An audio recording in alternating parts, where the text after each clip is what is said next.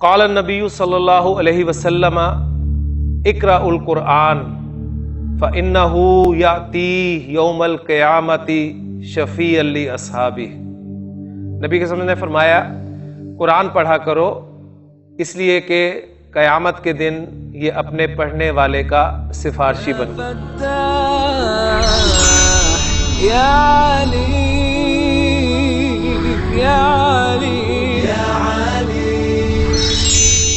اعوذ باللہ من الشیطان الرجیم، بسم اللہ الرحمن الرحیم۔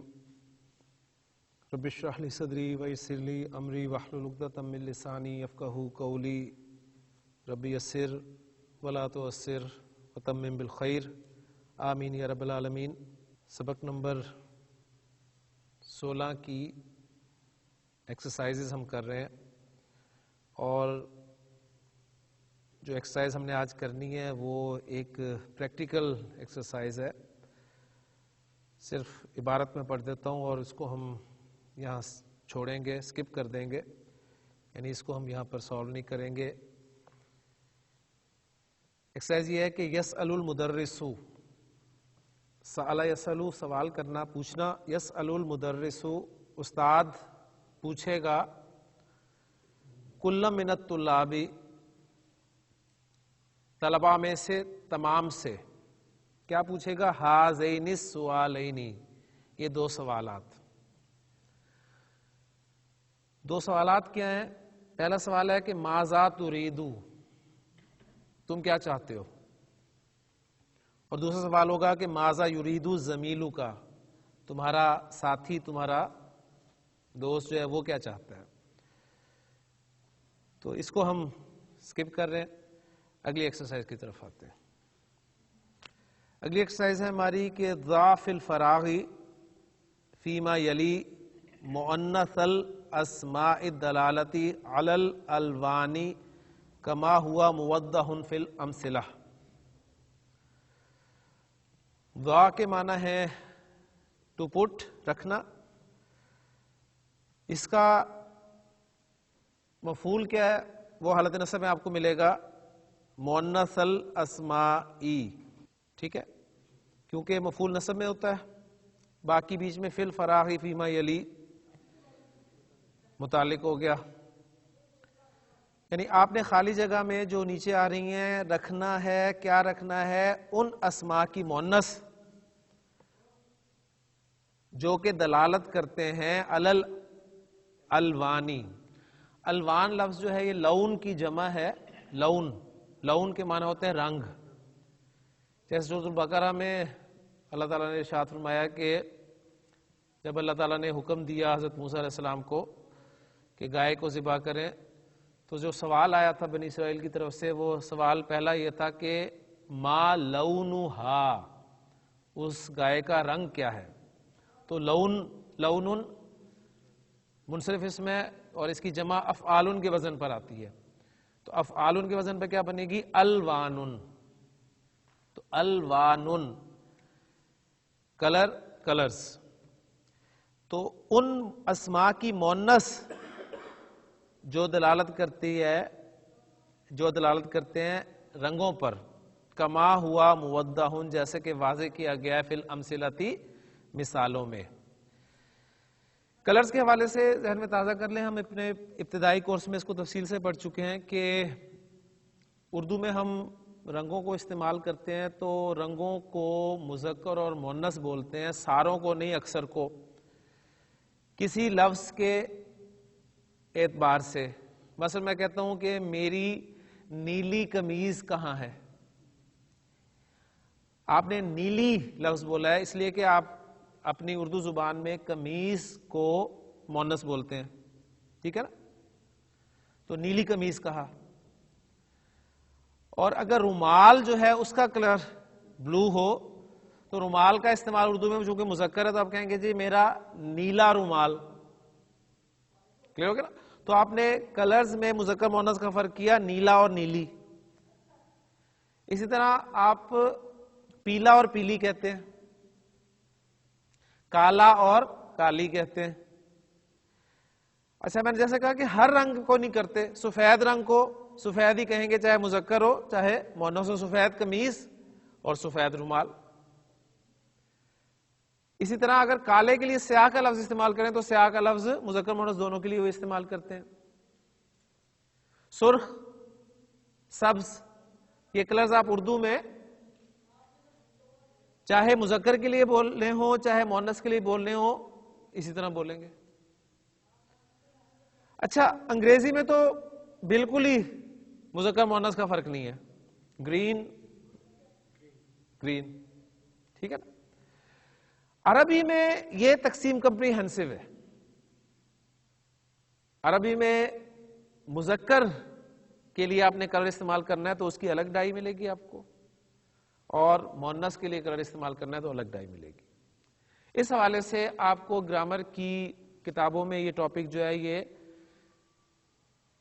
صفت جب پڑھائی جاتی ہے، اسماء مشتقات پڑھائے جاتے ہیں تو اس میں اسم الصفہ کے حوالے سے ایک ٹاپک پڑھایا جاتا ہے۔ اس میں کیونکہ کلرز یہ جو آپ کے ایڈجیکٹیوز ہوتے ہیں، کیونکہ صفات کو ظاہر کرتے ہیں، صفات بنتے ہیں، تو اس حوالے سے الوان و عیوب کے نام سے آپ کو جو ہے وہ ایک ٹاپک پڑھایا جاتا ہے۔ تو لون کی جمع الوان اور عیب کی جمع عیوب۔ تو الوان و عیوب، اب الوان و عیوب میں اس سبق میں چونکہ ہمارا مین جو ہے وہ الوان کو شو کر رہا ہے، آپ کہہ لیں جو ٹاپک آ رہا ہے ہمارا، تو اس لیے ہم الوان پہ بات کریں گے انشاءاللہ۔ مزید آگے جائیں گے تو عیوب بھی آپ کے سامنے آ جائیں گے۔ عیوب کس کی جمع ہے؟ عیب کی۔ تو یہ اصل میں وہ صفات ہوتی ہیں جو کلرز اور حلیے یا کسی جسمانی یا ظاہری عیب کو شو کرنے کے لیے استعمال ہوتی ہیں، ٹھیک ہے۔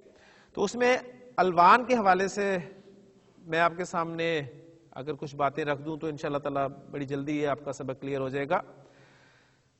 ہم اس کو زبانی بھی کر سکتے ہیں یہاں پر، اس لیے کہ جو کلرز آپ کے مذکر ہیں ذہن میں رکھیے گا کہ وہ افعلو کے وزن پر آئیں گے، افعلو کے وزن پر مذکر، اور مؤنث جو ہیں وہ فعلاؤ کے وزن پر آئیں گے۔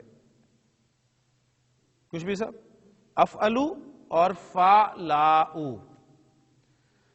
تو بلیک، سین واو دال مادہ اس کا استعمال ہوتا ہے، اس کو جب مذکر کی افعلو کے وزن پہ ہم ڈالیں گے تو بن جائے گا اسودو، اور مؤنث کے لیے ہم اسے استعمال کریں گے فعلاؤ، سوداؤ۔ تو اسودو سوداؤ، اور یہ دونوں وزن آپ دیکھ رہے ہیں کہ غیر منصرف ہے، اس لیے کہ اسود کو میں اسودو کہہ رہا ہوں، اسودن نہیں کہہ رہا، ٹھیک ہے نا، اور سوداؤ کہہ رہا ہوں، سوداؤن نہیں کہہ رہا، تو یہ غیر منصرف ہے۔ اسودو سوداؤ، بلیک مذکر کے لیے اسود، مؤنث کے لیے سودا۔ وائٹ، ابیض بیضاء، بلو کے لیے ازرق زرقاء، سرخ کے لیے احمر حمراء، سبز کے لیے اخضر خضراء، پیلے کے لیے یا زرد کے لیے اصفر صفراء، اسی طرح گندمی رنگ کے لیے اسمر سمراء، سین۔ تو آپ دیکھیں قرآن مجید میں آپ کو ایگزامپلز بھی مل جائیں گی اس کے حوالے سے، یا ہم جو آپ عام طور پہ کچھ کنسٹرکشنز جو ہیں وہ بولتے ہیں۔ آپ دیکھیں ہمارے ہاں جو ایک لفظ مشہور ہے اس حوالے سے ہم حجر اسود بولتے ہیں، حجر اسود، ٹھیک ہے۔ حجر اسود کے معنی کیا ہے؟ Black stone. اب چونکہ پتھر حجرن وہ ایک مذکر لفظ ہے، اس لیے اس کے لیے آپ دیکھیں بلیک جو ہے وہ اسود استعمال کیا گیا، اس لیے آپ نے حجر اسود اسے کہا۔ پھر ایک ہم بولتے ہیں ید بیضا، حسن یوسف دم عیسیٰ ید بیضا داری، تو ید بیضا یعنی وہ اصل میں کیا ہے؟ بیضاؤ، ید چونکہ ہاتھ یعنی ان اسماء میں سے ہیں جو جوڑے کی شکل میں استعمال ہوتے ہیں تو انہیں عرب مؤنث بولتا ہے، لہٰذا اس کے لیے سفید کا لفظ جب استعمال ہوا تو بیضا استعمال کیا گیا۔ قرآن مجید میں جب پوچھا گیا کہ ما لونہا، اس کا رنگ کیا ہے، تو اللہ تعالیٰ نے فرمایا کہ انہا بقرۃ صفراء، وہ ایک زرد رنگ کی گائے ہے. تو گائے جو کہ مؤنث ہے اس لیے صفراء کا لفظ استعمال ہوا. تو یہ آپ کو کمبینیشن جو ہے ملے گا وہ تقریباً آپ کہہ لیں کہ کمپریہنسو ہوگا. تو یہ موٹے موٹے رنگ میں نے آپ کے سامنے رکھ دیے تھے. تو اب آپ اس کو دیکھیں گے تو زیادہ تر سالو بھی کیے ہوئے ہیں، جو باقی بچے ہیں وہ انشاءاللہ تعالی ہم سالو کر لیں گے. پہلی ایگزامپل آپ کے سامنے آ رہی ہے قلم احمر. یہ سارے کے سارے مرکب توصیفی آپ کے سامنے رکھے ہوئے، ٹھیک ہے. اس لیے مرکب توصیفی کے دونوں اجزاء جو ہیں وہ نکرہ ہیں. کلیئر ہوگی بات؟ اور حالت رفع میں رکھا ہوا ہے دونوں کو، ایک منصرف ہے دوسرا غیر منصرف ہے. تو قلم احمر سرخ قلم، ایک سرخ قلم، اور حقیبۃ حمراء ایک سرخ بیگ. اب آپ کو پتہ چل رہا ہوگا قلم چونکہ مذکر ہے اس لیے احمر لفظ استعمال کیا گیا، حقیبہ کیونکہ مؤنث ہے تو اس کے لیے حمراء کا لفظ جو ہے وہ استعمال کیا گیا. شعر اسود، شعر کہتے ہیں بال کو، تو اسود بلیک، کالے بال. اور لحیۃ سوداء، لحیۃ کہتے ہیں داڑھی کو، تو کالی داڑھی. مندیل ابید، سفید رومال. اور ورقۃ بیضاء، ورقہ آپ کا ٹھیک ہے یہ سفید ہے تو اس لیے ورقۃ بیضاء. اور پیٹرن آپ کو سمجھ میں آ گیا تو انشاءاللہ تعالی آپ فعلاؤ کے وزن پہ باقی خالی جگہ جو ہے وہ پر کر دیں گے. ملف اصفر، ملف ہم نے پڑھا تھا فائل کو، تو ملف اصفر پیلی، ایک پیلی فائل. اب اگر گاڑی پیلی ہو تو کیا کہیں گے؟ سیارۃ صفراء. قمیص اخضر، ایک سبز قمیض. شجرۃ خضراء، ایک سبز درخت. رجل اسمر، ایک گندمی رنگ کا آدمی. اور اگر عورت گندمی رنگ کی ہو تو کہیں گے امرأۃ سمراء. کلیئر ہو گیا؟ تو الوان کا جو وزن آپ کے سامنے مذکر اور مؤنث کا آیا ہے وہ کیا ہے؟ مذکر کا افعلو اور مؤنث کا فعلاؤ. باقی پھر ان کا مثنیٰ اور ان کی پھر جمع وہ انشاءاللہ تعالیٰ آگے کہیں نہ کہیں کسی سبق میں آ جائے گی تو انشاءاللہ اس وقت اس کو دیکھ لیں گے. اگلی ایکسرسائز ہے ہماری اقرأ ما یلی، پڑھ جو نیچے آ رہا ہے، متأملاً غور کرتے ہوئے، الاسماء الدلالۃ علی الالوان. کن کو پڑھنا ہے؟ ان اسماء کو جو کہ رنگوں پر دلالت کر رہے ہیں. اب یہ جملے ہیں، پہلے سمپل آپ کو مرکب توصیفی دے دیے تھے، اب پورے جملے آ رہے ہیں. پہلا جملہ ہے، اسی میں ہم اپنا اعراب بھی کور کر لیں گے انشاءاللہ تعالی. شعر راسی، شعر راسی میرے سر کے بال. اسود، یہ پورا جملہ بن گیا آپ کا، یعنی شعر راسی مبتدا بنا دیں، پیچیدہ مرکب اضافی، اور خبر آ گئی اسود. ولحیتی، اور میری داڑھی مبتدا مرکب اضافی کو اور خبر بن گئی بیضاء سفید ہے. کلیئر ہوگی؟ تو یہ دو جملے واو کے ساتھ دو جملوں کو جوڑا گیا. تو پہلا جملہ عمیر صاحب کے سامنے آیا تھا شعر راسی اسود ولحیتی بیضاء. دوسرا جملہ ہے ارید قلما ازرق، مجھے ایک نیلا قلم چاہیے. وحقیبۃ حمراء، اور ایک سرخ بیگ. یہاں پر دونوں رنگ جو ہیں آپ دیکھ رہے ہیں کہ حالت نصب میں استعمال ہوئے ہیں، اور رنگ چونکہ صفات ہیں ان کا موصوف چونکہ نصب میں لہذا یہ بھی حالت نصب میں استعمال ہوئے. تیسرا جملہ ہے ہوا اسمر، وہ گندمی رنگ کا ہے. وزوجتہ، اور اس کی بیوی ایضاً سمراء، اور اس کی بیوی بھی گندمی رنگ کی ہے. چوتھا جملہ ہے سیارۃ المدیری، پرنسپل کی گاڑی خضراء سبز ہے. وسیارۃ المدرسی، بیضاء، اور استاد کی گاڑی سفید ہے۔ پانچواں جملہ ہے ھذہ البقرۃ السوداء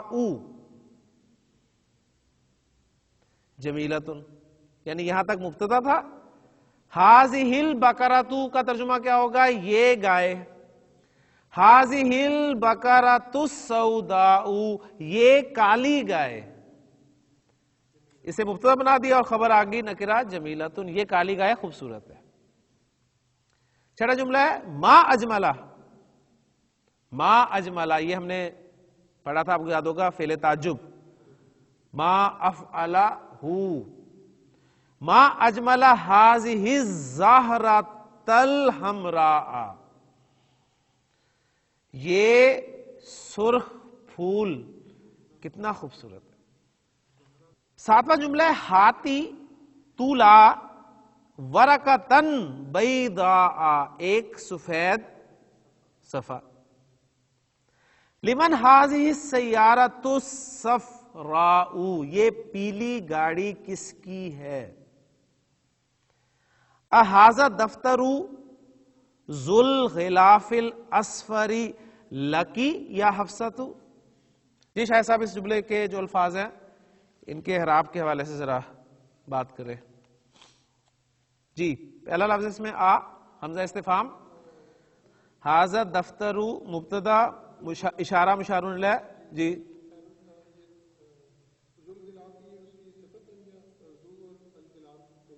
جی جی ذو الغلاف الاصفر، جی یہ ایک جملہ میں آپ کے سامنے بورڈ پہ کر دیتا ہوں تاکہ آپ کو پتہ چل جائے کہ کس طریقے سے اس کو جو ہے استعمال کیا گیا۔ لیکن ہمارے سامنے جو جملہ تھا وہ ایک سوال تھا، حفصہ سے سوال کیا گیا تھا کہ اے حفصہ کیا یہ تمہارا ہے؟ یہ سوال تھا۔ تو ہم نے اس میں سے کیا کو نکال دیا، ہم نے ایک سادہ جملہ رکھ دیا۔ اس سادہ جملے یعنی جملہ اسمیہ کے دو اجزاء ہیں، ایک آپ کا مبتدا اور ایک خبر ہے۔ کلیئر ہو گیا؟ تو لکی جو ہے یہ آپ کا جار مجرور متعلق ہے خبر، قائم مقام خبر یا خبر خالی، کیونکہ خبر موجود نہیں ہے، اور یہ سارا کا سارا آپ کا مبتدا ہے۔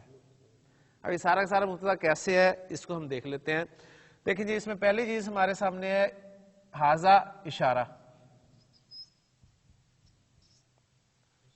ٹھیک ہے؟ اس میں اشارہ کے بعد جب بھی الف لام والا اسم آپ کے سامنے آئے گا تو وہ اس کے لیے مشار الیہ بنتا ہے، اور یہ ترکیب جو ہے مرکب اشاری کی ترکیب بنتی ہے۔ ٹھیک ہو گیا؟ تو الدفتر یہ آپ کا مشار الیہ ہے۔ اچھا اب یہ جو مشار الیہ ہے اس کے بعد آپ دیکھ رہے ہیں ذو الغلاف الاصفر بھی آ رہا ہے، یعنی ذو ہم نے پڑھا تھا کہ یہ ہو کر مضاف آتا ہے لیکن اپنے مضاف الیہ کے ساتھ مل کر صفت بنتا ہے۔ کلیئر ہو گیا نا؟ تو الدفتر کو ہم بنا لیں گے موصوف۔ کلیئر ہو گیا؟ یہ ہمارا بن گیا موصوف۔ جب موصوف ہوا تو آگے اس کی صفت آئے گی، آگے اس کی صفت آئے گی۔ اب وہ صفت کیا ہے؟ وہ آپ کا ذو الغلاف۔ اب یہ ذو مضاف، اور جب بھی مضاف ہوگا اس کا مضاف الیہ ہوگا، اس کا مضاف الیہ جو ہے وہ یہ الغلاف ہے، لیکن الغلاف پھر آگے موصوف ہے، اس لیے کہ اس کی صفت آگے آ رہی ہے الاصفری۔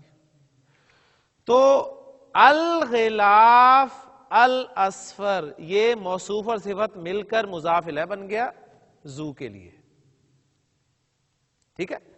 ذو مضاف اپنے مضاف الیہ کے ساتھ مل کر صفت بن گیا الدفتر موصوف کے لیے۔ ٹھیک ہو گیا؟ اور موصوف اپنی صفت کے ساتھ مل کر مشار الیہ بن گیا اس میں اشارہ کے لیے، اور اس میں اشارہ اپنے مشار الیہ کے ساتھ مل کر کیا بن گیا؟ مبتدا بن گیا۔ اور جب یہ مبتدا آئے گا اس کی کوئی نہ کوئی خبر ہوگی، اور وہ خبر کیا ہے؟ آپ دیکھ رہے ہیں کہ آپ کا لام جار اور کاف جو ہے یہ مجرور، جار مجرور مل کے یہ آپ کی خبر، قائم مقام خبر جو کہ اصل میں متعلق خبر ہے، اور آپ کا مبتدا اور خبر یہ دونوں مل کر کیا بن گیا جی؟ جملہ اسمیہ اور خبریہ۔ اب خبر دی جا رہی ہے کہ یہ پیلے غلاف والا رجسٹر، یہ پیلے کور والا رجسٹر تمہارا ہے۔ یہ جملہ ہو گیا پورا، یہ پیلے کور والا رجسٹر تمہارا ہے۔ اس کو سوالیہ بنا دیں، آ لگا دیں شروع میں، احاذا دفتر ذو الغلاف الاصفر لکی، یا حفصہ اے حفصہ کیا یہ پیلے غلاف والا رجسٹر تمہارا ہے؟ کلیئر ہو گیا؟ تو یہ سارا اس کی ڈیٹیل ہو گئی ہے۔ تو ایک جملہ یہ آپ کے سامنے رکھ دیا تاکہ آپ کو انالیسس جو ہے وہ بھی کرنا آ جائے، ٹھیک ہے جی۔ آخری جملہ ہے اس ایکسرسائز کا ہمارا، ما اجملا تلک الشجرۃ الخضراء التي امام الجامعۃ۔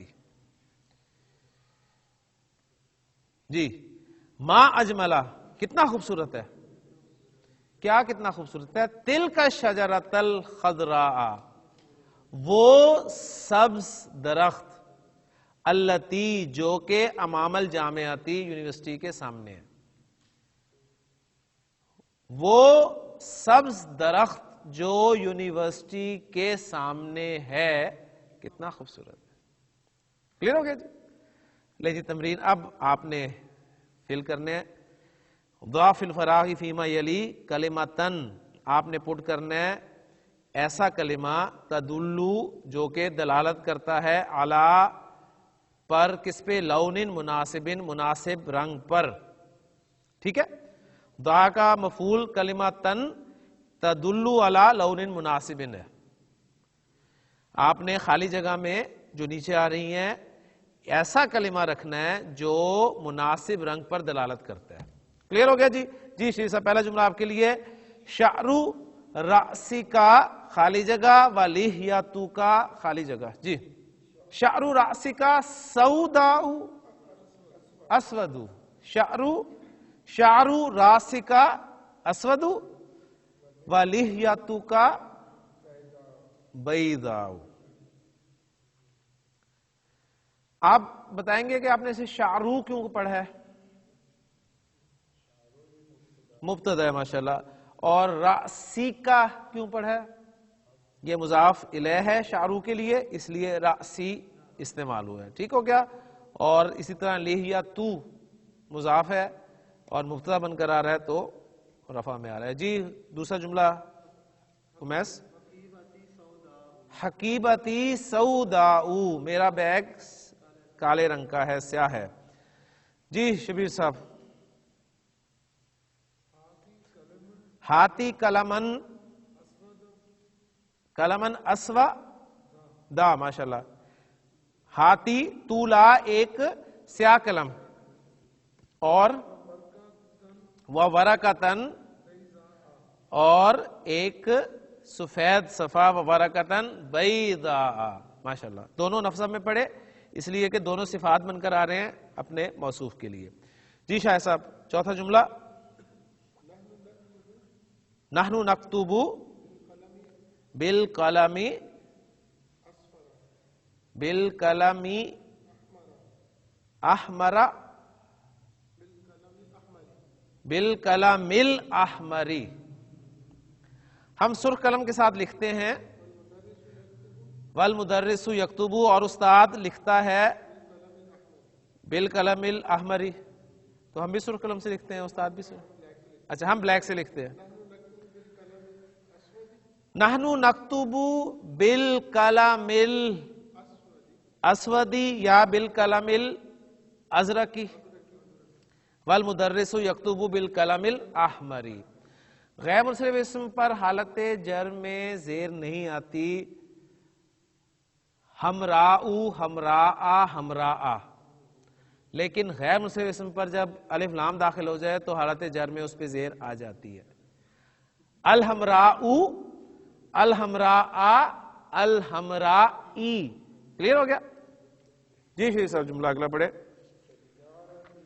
سیارتی سوداؤ، میری گاڑی سیاہ ہے، وسیارۃ زمیلی بیضاء. ماشاءاللہ دونوں جگہ گاڑی کا ذکر ہے اور گاڑی مونس ہوتی ہے، لہذا کلر بھی آپ نے مونس استعمال کیا. جی امیس. لمن ذالک البیت ذو الباب الابیض. ماشاءاللہ وہ سفید دروازے والا گھر کس کا ہے؟ شبیر صاحب سمجھ میں آیا؟ یہ بھی بالکل اسی طرح کی ترکیب ہے جو بورڈ پہ آپ کے سامنے آئی ہے. جی جملہ کریں پھر. ما اجمل هذه البقرۃ البیضاء. ماشاءاللہ یہ سفید گائے کتنی خوبصورت ہے، یہ سفید گائے کتنی خوبصورت ہے ماشاءاللہ. جی شاہد صاحب. لا تکتب بالقلم الاحمر، سرخ قلم کے ساتھ مت لکھو. جی شاہد صاحب. المندیل الابیض وسخ، سفید رومال میلا ہے. تمرین 139 تامل ما یلی. غور کیجئے جی اسماء پر. خالد، حامد، علی اور ہشام. 4 اسماء ہیں، چاروں اسماء پر آپ تنوین دیکھ رہے ہیں اور یہ تنوین کس اسم پر آتی ہے؟ منصرف اسم پر. نیچے جو اسماء لکھے ہوئے ہیں عمرو، ظفرو، حبلو اور زحلو، ان پر تنوین نہیں آئی. یہ غیر منصرف اسماء ہیں، اس لیے کہ غیر منصرف اسماء پر تنوین نہیں آتی. حبلو کیا ہے؟ آگے لکھا ہوا ہے اسم سنمن. اسم سنمن ایک بت کا نام ہے، ٹھیک ہے، ایک بت کا نام ہے. وَزُحَلُ، اور زحل جو ہے یہ کیا ہے؟ اسم کوكبن، ایک ستارے کا نام ہے. کلیئر ہو گیا؟ عمر آپ کو پتا ہے حضرت عمر رضی اللہ عنہ کا نام ہے، اور ظفر جو ہے یہ بھی ایک بڑی ہستی ہے عربی زمانے کی. اور حبل اور زحل کے بارے میں آپ کو انہوں نے بتا دیا. تامل ما یلی. حاضر طالب، یہ طالب علم. اسمہ امر، اس کا نام امر ہے. جب بھی آپ کو اردو میں لکھے ہوئے عمر کے بعد واو نظر آ جائے تو سمجھ لیجئے کہ وہ عمر نہیں ہے، وہ امر ہے. کلیئر ہو گیا؟ کلیئر ہو گیا؟ امر. تو حاضر طالب اسمہ امر، یہ طالب علم اس کا نام امر ہے. اینا امر، امر کہاں ہے؟ ضرب امر عمرہ، امر نے عمر کو مارا. امر طالب جدید، امر ایک نیا طالب علم ہے. دوسرا پارٹ جو ہے اس کا، اس میں دیکھیں ارأیت امرن، کیا تو نے امر کو دیکھا؟ آپ کو عمر کے آگے حرکات نہ لگی ہوں لیکن عمر اردو پڑھنے میں لفظ کے آگے الف نظر آ رہا ہو تو وہ عمر نہیں ہے، کبھی بھی وہ امر ہے، چاہے واؤ نہ لکھی ہو. اور ایسی صورت میں واؤ نہیں لکھی ہوگی. یعنی پہلی بات میں نے کیا کی، آپ کو عمر کے آگے واؤ نظر آئے تو وہ عمر نہیں ہے، امر ہے. اور اگر آپ کو عمر کے آگے الف نظر آ جائے لکھا ہوا تو وہ بھی امر ہے، وہ عمر نہیں ہے. کلیئر ہو گیا نا؟ کیونکہ امر جو ہے وہ ایک منصرف اسم ہے اور عمر جو ہے وہ غیر منصرف اسم ہے. اور غیر منصرف اسم کو جب حالت نصب میں لکھا جاتا ہے تو الف نہیں آتا، الف نہیں آتا. جبکہ منصرف اسم کے ساتھ حالت نصب میں 2 زبر کے بعد ایک الف لکھا جاتا ہے. تو یہ واؤ جو ڈالی جاتی ہے، اس میں تفصیل سے بات کر چکا ہوں کسی لیکچر میں، کہ یہ صرف ان دونوں میں فرق کرنے کے لیے ڈالی جاتی ہے تاکہ پتہ چل جائے کہ یہ امر ہے یا عمر ہے. کلیئر ہو گیا جی؟ تو ارأیت امرن، سأل المدرس امرن اسئلۃ کثیرۃ، ضرب عمر امرن. حاذا تیسرا جو جزء ہے، تیسرا پارٹ ہے، اس میں حاذا کتاب امرن لمن حاذا القلم ہوا لامرن. لعبت مع امرن، تو نیچے امر اور عمر کی تینوں رابع حالتیں آپ دیکھ لیں. امرن، امرن، امرن. بولنے میں کچھ بھی نہیں آ رہا لیکن لکھنے میں آپ دیکھیں حالت رفع اور جر میں ایک واو لکھی جا رہی ہے امر کے ساتھ اور نصب میں ایک الف لکھا جا رہا ہے، جبکہ عمر جو ہے وہ عمرو عمرہ عمرہ. کلیئر ہو گیا؟ اب آپ کو عمر اور امر کی پہچان ہوگی الحمدللہ. اگلی ایکسرسائز ہماری اقرا ما یلی، پڑھیں جو نیچے آ رہا ہے. خرج من الفصل حمزہ تو، کلاس میں سے حمزہ باہر نکلا، و طالب آخرو، اور ایک دوسرا طالب علم. طالب اس کے لیے صفت آ رہی ہے آخرو. میں نے آپ کو غالباً بتایا تھا کسی لیکچر میں کہ دو الفاظ ہوتے ہیں آخرن اور آخرو، بلکہ اسی سبق میں ہم نے پڑھا تھا. آخرن کے معنی آخری اور آخرو کے معنی دوسرا. آخرن آخری اور آخرو دوسرا. آخرن جو ہے منصرف ہے اور آخرو غیر منصرف ہے. کلیئر ہوگی بات؟ آخرن کی مؤنث آخراتن آتی ہے، آخراتن، اور آخرو کی مؤنث اخرا، اخرا. تو یہاں پر آپ دیکھیں گے انشاءاللہ تعالی. پہلا جملہ ہمارا جو خرج من الفصل حمزہ و طالب آخرو. ھذا بیتنا، ہمارا یہ ہمارا گھر ہے، ولنا بیت آخرو، اور ہمارا ایک دوسرا گھر ہے. ٹھیک ہے. تیسرا جملہ دخل المکتبۃ، وہ لائبریری میں داخل ہوا، قبل قلیل، تھوڑی دیر پہلے. المدیرو، اب المدیرو رفع میں آیا تو اب یہ داخلہ کا فاعل بن گیا، یعنی پرنسپل لائبریری میں کچھ دیر پہلے داخل ہوا. ورجل آخرو، اور ایک ایسا آدمی اور ایک دوسرا آدمی، لا عارفہ، جس کو میں پہچانتا نہیں، جس کو میں پہچانتا نہیں ہوں. چوتھا جملہ ہے غاب الیوم بشیرن، غاب الیوم بشیرن، آج بشیر ایبسنٹ ہے، و طالب آخرو، اور ایک دوسرا طالب علم، یعنی آج بشیر اور ایک دوسرا طالب علم ایبسنٹ ہے. پانچواں جملہ ہے رأیت فی المطاری مدرسنا، میں نے ایئرپورٹ پر اپنے استاد کو دیکھا، و مدرسن آخرا، اور ایک دوسرے استاد کو دیکھا. دوسرے جز میں اس کے آخر کی مؤنث آپ کے سامنے آ رہی ہے. اس کو، اس پارٹ کو بھی اور باقی ایکسرسائز کو انشاءاللہ تعالی ہم اگلے لیکچر میں مکمل کریں گے.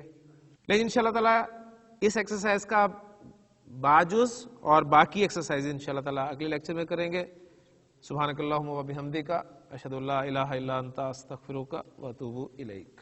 قال النبی صلی اللہ علیہ وسلم اقرأ القرآن فإنه یأتی یوم القیامت شفیعا لاصحابہ.